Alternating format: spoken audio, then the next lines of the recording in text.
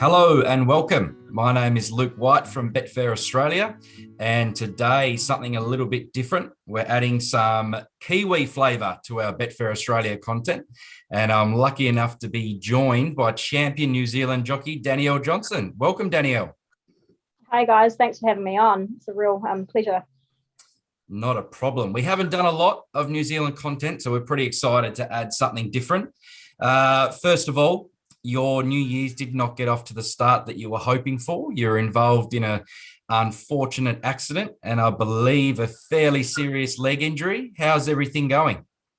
Yeah, I went to the doctors yesterday and it seems to be progressing along pretty well. I've just been put into a new cast and I'll be 4 weeks in that, and then they'll reassess again, but they said I'll sort of be 3 to 4 months before I'll be properly walking on it again. So pretty shitty way to start the new year, but I mean, it can only get better, right? Yeah, that's right. Is that your worst injury during a fall? Yeah, for sure. I've done my wrist, broke my collarbone, hand, but I've I've munted my leg quite badly. So I have a plates and like 6 screws and a rod in it. So I'm like the bionic woman.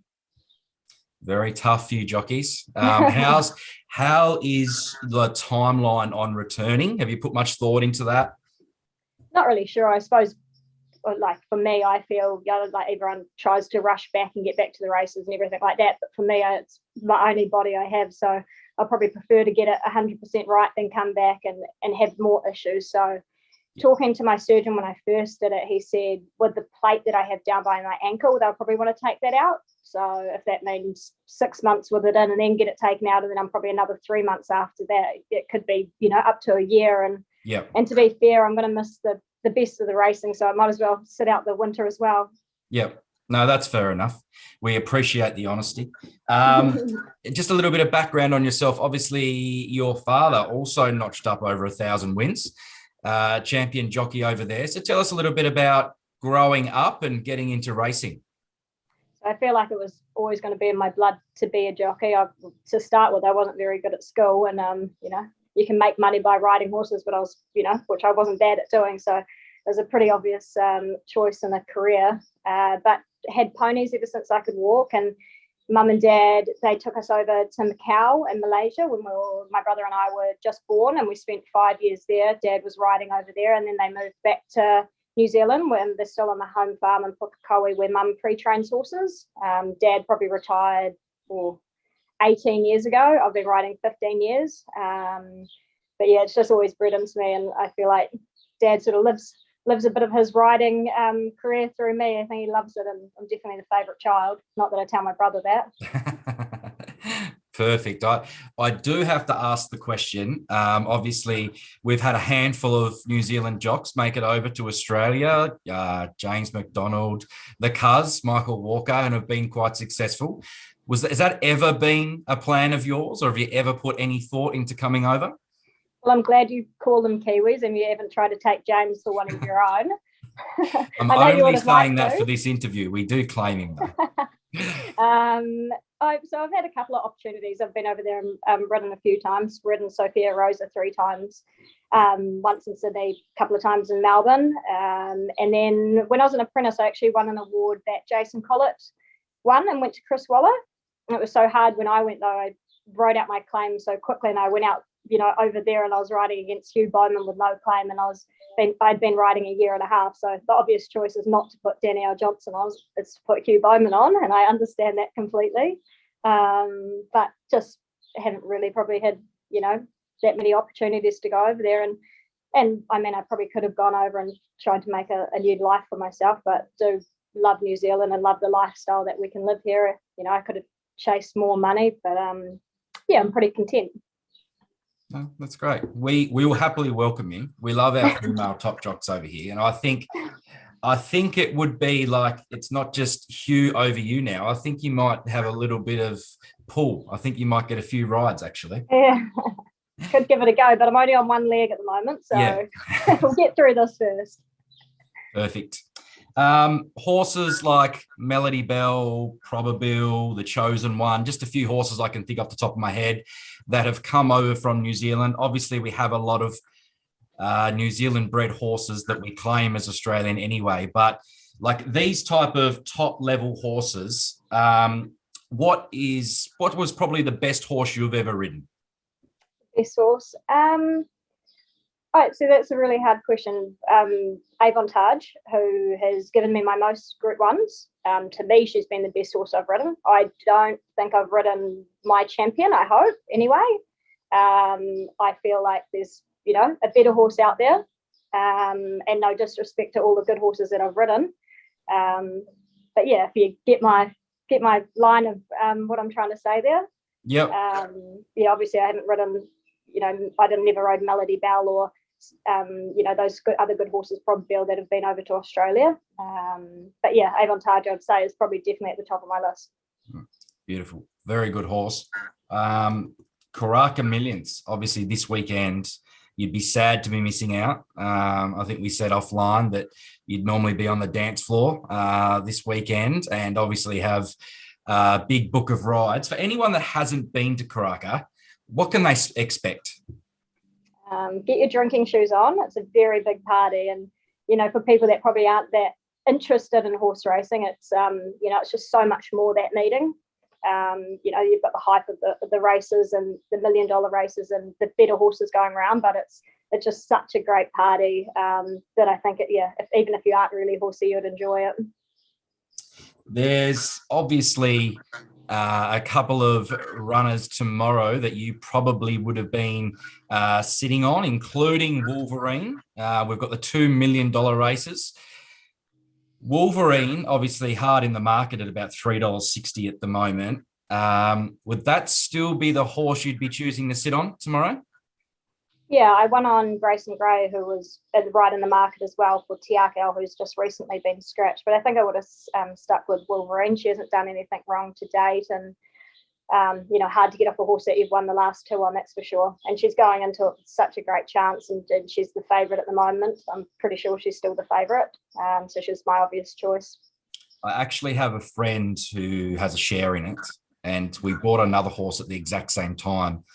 So thanks to him, I'm not in this one. I'm in another one that hasn't raced. But anyway, it would have been good to be in. But yeah, looks very talented. But like you said, Jamie, your partner, obviously, has got quite a few around on the weekend. And the Tiakau colours are everywhere. Can you push the listeners into anyone in particular tomorrow? From the Tiakau runners, you mean? Yeah, or either or, bit of both. Okay. Chatting to Jamie, that On the Bubbles is flying.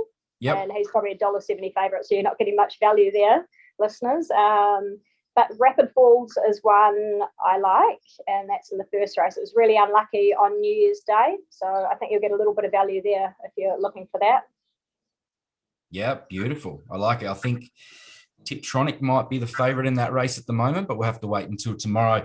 With obviously, Jamie has got the offer to move over to Hong Kong to set up to further his career, which is absolutely brilliant. What does this mean for you? Is he leaving you behind, or do you think you'll make the trek at some stage? No, I don't think he'd leave me behind. I think I'll be chucked in a cage and dragged over there if I didn't want to go. So really exciting change in our lives that it's coming up. Jamie's going to leave. He leaves in sort of April, May. I think they want him up there for the international meetings. We still have a lot of stuff here to organise, so whether I go up straight away or, I don't know. I'm a little bit in limbo at the moment, especially with the spanner that's thrown in the works with my broken leg. We'll just see what happens. Yep. Are you excited, though? Have you ever been to Hong Kong? I have been to Hong Kong, and spent a bit of time in Singapore too, so sort of know, a little bit about the culture over there, and I am really looking forward to the new challenge. And it's just amazing in itself. Jamie at his age, he's been invited to Hong Kong, whereas people are sort of getting into their 50s that get invited over there, so they've changed the whole dynamic of that, inviting someone so much younger, and it's just going to be amazing. Yep. No, like you said, his youth, it is amazing. Like you said, a lot of people make the trek over a bit later in life, but I think it's a great opportunity for him to be able to head over there. So more than likely, he's incredibly excited as well. What does that mean for what he's leaving behind at Tiaka? Like, what will happen there, do you think? Who will take over? Well, Mark Walker's coming back to take over, and Mark Walker trained with Jamie before he went to Singapore. So, I mean, the Tiaka business is just going to run, just as smoothly as ever. As Mark knows, the ropes back here. He was back here for so long. I mean, it's a massive change for them having Jamie leave, because they probably love that. There's a lot of owners that probably love that family style of what Jamie's brought into Tiaka. But nonetheless, they've still got the best of the best horses, and no doubt that they're just going to continue on smashing it like they do. Yeah, beautiful. In terms of tomorrow, we obviously touched on the Karaka Day and like what it is really like. Do you think racing in New Zealand over the last 5 years has it been growing? Are you happy with where it's at the moment? Oh, I mean, it'd be great if our stakes were better. Like, you're looking at the Karaka Millions and you're looking for what we're racing on that day. It's amazing what NZB have put forward to that, and the initiative that's coming in behind the Ellerslie and the Auckland tracks all combining together to get better stakes. But I mean, we still race around for $12,000 midweek, which is pretty, I don't really need to say too much more about that, but it's, for all the work that people put in behind the scenes, and you go to the races and you're barely getting any money back from a float trip down to Wanganui or up to Ruakaka or what have you. So, I mean, it is improving, and I hope it's still, is on the upward spiral and doesn't just stop where it is now, because, I think change definitely needs to be made here. Yeah, okay. Tell us about New Zealand racing in itself. Like, just give us a quick rundown of your favourite tracks to ride and why. I'd probably say my favourite track's Ellerslie, and probably the facilities that you have there, and on the big days, the crowds that you get, and there's just so much hype around those bigger meetings. It's a nice track to ride also. You can sort of come from anywhere. Some of it can be tempo related. If they go slow in front, it's obviously hard to win from back, but generally everyone gets their chance. Yeah, I think as Australians, it's probably our favourite track to punt at. In saying that, I don't think many of us can name too many of the tracks. But I have been there once or twice, and I loved it. I thought it was great. It might be a little bit off topic, but we've had something to do with the Boys Get Paid syndicate that's over there in New Zealand at the moment. And I love what they're doing in trying to get the crowds up and about and put a bit more turnover through that. Have you had anything to do with them, or do you notice their presence on track? Yeah, last Karaka Millions was amazing. Well, the last couple of years has been great. The boys do such a good job and bring a different crowd into racing. And I think a lot of them are sort of starting to get into horses as well. So it's all helped for the industry, what Luke Kemmys and the boys are doing. And I think they're up to over 300,000 on the betting comp for tomorrow. Yep. They get to 500, they get a $50,000 bonus bet. So here's hoping. Hopefully some Australian people watching this can put some money towards it. Yeah, I will absolutely definitely be tuning in tomorrow. Quite excited for it. I'll follow you in on those couple. But you think on the bubbles, flying close to a moral? Wow, that's.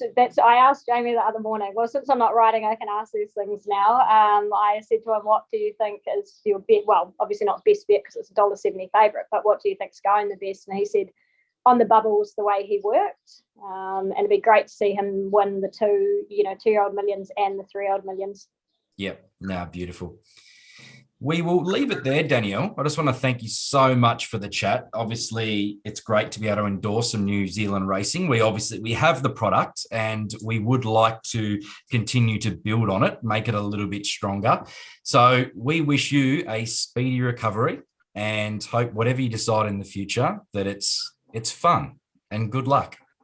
Thank you so much. Yeah, hopefully no more broken legs, and can get back on that horse as soon as I can and win you guys some money. Yeah, that's true. We do. I remember when I went over to my first, and I didn't know much. It was probably 6-7 years ago, and I just said, "Who's the jockey we're following?" And everybody said Danielle Johnson. I don't know what happened that day, but from that day, I always remembered the name and kept an eye out. So you are a champion jockey, and we wish you all the best. Thank you so much. Thanks for having me. Gamble responsibly. Call 1-800-858-858.